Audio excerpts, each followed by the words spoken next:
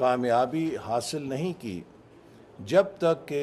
وہاں پر سیاسی استحکام اور پالیسیز کا تسلسل یقینی نہیں بنا۔ ہمارا ہمسایہ ملک ہے، ہمارا خطہ ہے۔ بھارت میں تقریباً 10 سال کے لیے وزیر اعظم مودی، پھر 10 سال کے لیے اس سے پہلے وزیر اعظم منموہن سنگھ، پھر بنگلہ دیش میں 15 سال کے لیے حسینہ واجد صاحبہ کی حکومت، ترکی میں طیب اردگان صاحب کی حکومت، ملیشیا میں ڈاکٹر مہاتیر، چائنا میں، آپ کوریا میں کسی ملک کے اندر دیکھیں تو وہاں پر ایک سیاسی کانٹینیوٹی اور سٹیبلٹی نے بڑا کلیدی کردار ادا کیا ہے، جبکہ ہمارے ہاں چاہے ویژن 2010 تھا، خواہ ویژن 2025 تھا یا کوئی بھی 5 سالہ منصوبہ تھا، ہماری پچھلی جو ہماری آخری جو 50 سال کی تاریخ ہے اس میں وہ بری طرح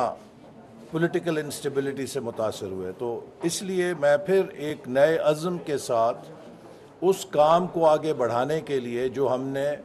اگست 2022 میں ٹرن اراؤنڈ پاکستان کے لیے 5 ایز فریم ورک کی صورت میں تیار کر کے روڈ میپ مرتب کر کے چھوڑا تھا، اس پر پوری دل جمی کے ساتھ عمل کرنے کے لیے انشاءاللہ ہم اپنا مشن کا آغاز کریں گے۔ میں وزیر اعظم شہباز شریف صاحب، اپنے پارٹی کے قائد جناب نواز شریف صاحب اور اتحادی جماعتیں، اپنے حلقے کے عوام، نارووال کے عوام اور اپنی حکومت کے ساتھیوں کا بے حد مشکور ہوں کہ ان کے اعتماد نے مجھے دوبارہ اس منصب پر فائز کیا ہے۔ میری ترجیح ہوگی کہ ہم پاکستان کو ایک پائیدار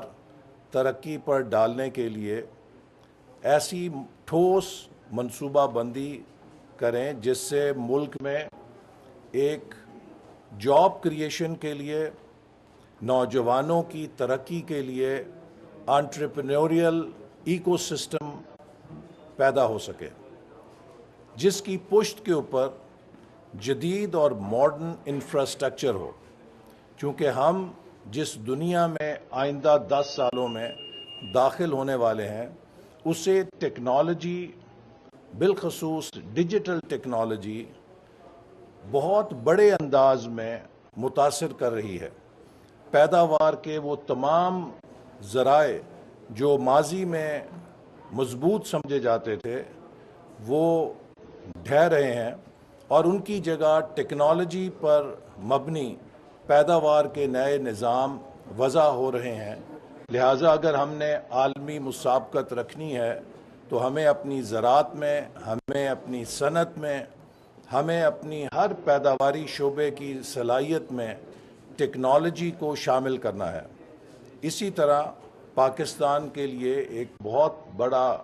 موقع سی پیک فیز 2 کی صورت میں ہے۔ ہماری حکومت جو 16 ماہ کی تھی اس میں ہم نے بڑی محنت کر کے سی پیک پر چین کا دوبارہ اعتماد بحال کیا تھا، اور جس کی بڑی نشانی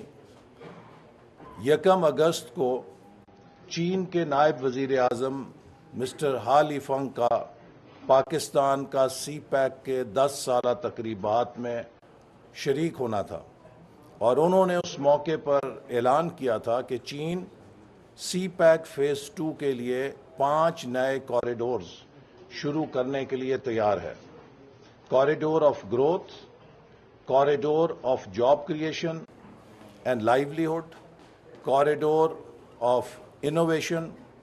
کوریڈور آف گرین انرجی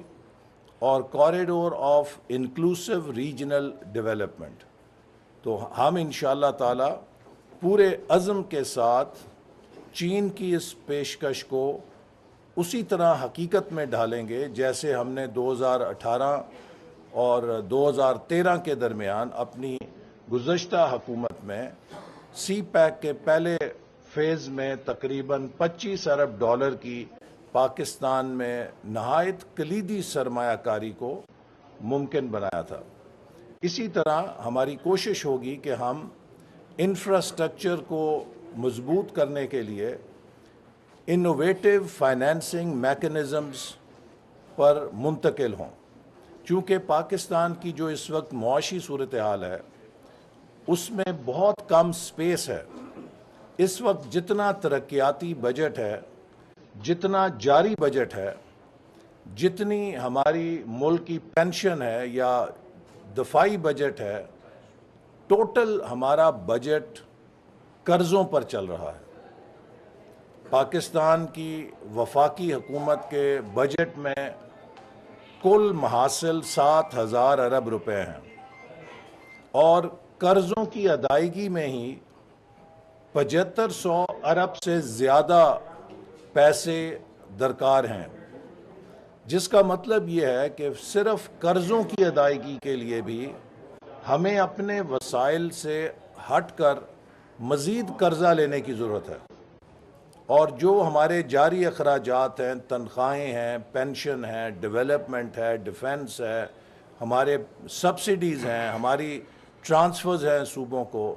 ये सब की सब इजाफी हैं और इन सब का भी मज़ीद कर्ज़े लेकर अखराजात पूरे किए जा रहे हैं। ये चीज़ नाकाबिले बर्दाश्त है। कोई भी मईशत इन नंबर्स के साथ पायदार नहीं हो सकती। लिहाजा हमारा सबसे बड़ा चैलेंज इस वक्त ये है कि हमने वो कर्ज़ों का बोझ जो हम पर 2018 और 2022 में गुज़श्ता हुकूमत डालकर चली गई, जिसमें पाकिस्तान की तारीख़ के 80% कर्ज़े लिए गए और वो पाकिस्तान को कर्ज़ों के दलदल में फेंक कर चले गए अपनी नालायकी और नाअहली से। अब उन कर्ज़ों की अदायगी के लिए हम पाकिस्तान की पैदावारी सलाहियत में कैसे इजाफ़ा करें। पाकिस्तान का मुस्तकबिल, पाकिस्तान की ज़राअत की पैदावार में इजाफ़ा, पाकिस्तान की सनत की पैदावार में तेज़ इजाफ़ा, पाकिस्तान की सर्विस सेक्टर में तेज़ी के साथ पैदावारी सलाहियत में इजाफ़ा, पाकिस्तान की टेक्नोलॉजी और आईटी सेक्टर में सलाहियत में इजाफ़ा, और सबसे बढ़कर जो हमारे 5 E's का बुनियादी पिलर है कि पाकिस्तान को एक एक्सपोर्ट लेड ग्रोथ मईशत में कैसे ढाला जाए। मैं पहले भी ये बात कहता था और अब फिर दोहराऊंगा, हमारे मुस्तकबिल का इन्हिसार इस बात पर है कि हम 30 अरब डॉलर की एक्सपोर्ट से 100 अरब डॉलर की एक्सपोर्ट पर क्या 7-8 सालों में पहुंचेंगे या 15 सालों में पहुंचेंगे। हमारी बका इसमें है